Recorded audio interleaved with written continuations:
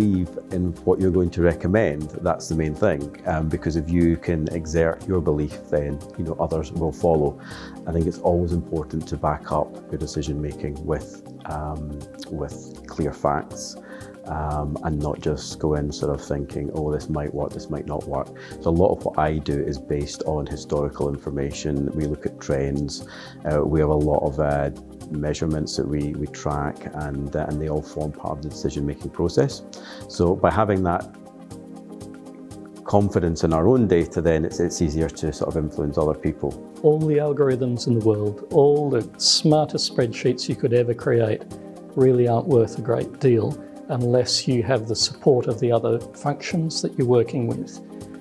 One of my favourite phrases is that good revenue managers should embrace the dynamic tension that exists between revenue and sales, revenue and operations, all these different areas.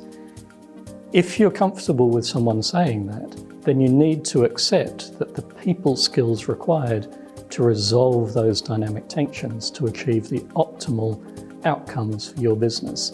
That's at the heart of the most effective revenue management.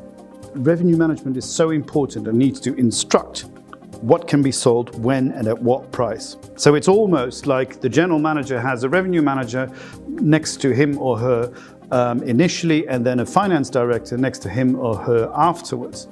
Which brings the interesting scenario, obviously, that where is the roles of sales and marketing? A revenue manager has to be completely independent, reporting directly to the general manager, and having a seniority in order to actually execute that influence directly. With that, you take on an enormous amount of responsibility, but I think it's the only way to do it.